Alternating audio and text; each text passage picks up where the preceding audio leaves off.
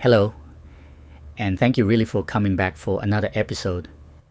In the last one, we talked about my old family home, about returning to myself, and some of the small things I learned along the way.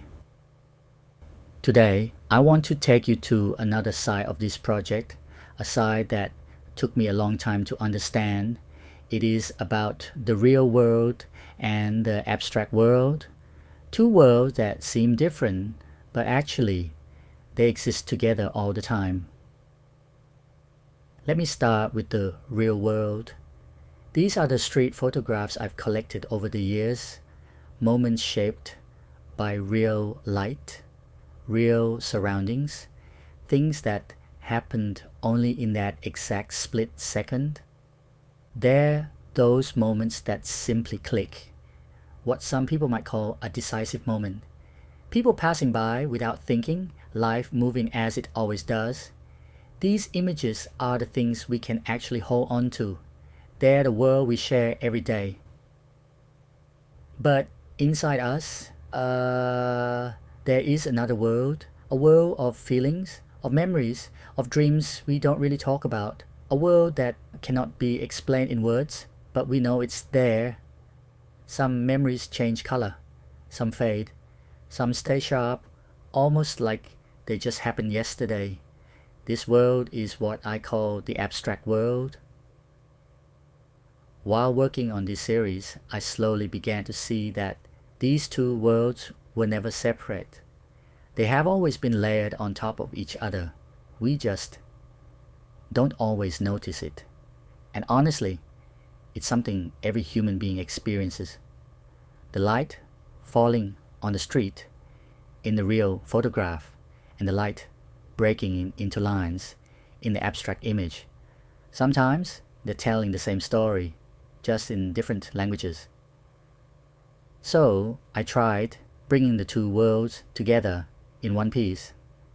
I placed the street photograph at the center, and then wrapped it with abstract images created from slide film I kept experimenting with, light bending through a kaleidoscope lens, colors I couldn't control, things that came out in ways I didn't expect. Just like our memories. Some parts are clear, some are blurry, but in the end, they all come together as us. Then I added the tiny 3D printed figures. They're small, less than 2 centimeters, 4 gestures, standing, sitting, raising an arm, leaning. They feel like little versions of us walking through different phases of life, sometimes surrounded by people, sometimes alone, but still, we remain just like memory that follows us quietly. There is something else I put a lot of thought into, the white border. Around every piece, I leave a small white space. It's not just a design choice, it's a moment to breathe, a pause for the viewer to rest their eyes and gently ask themselves, what am I really looking at? The real world or the world inside me? And every piece is placed behind non-reflective UV filtered glass. The glass is clear, everything is visible, yet you can't touch it. It feels just like memories or dreams. We can still see them, but we can't return to them anymore.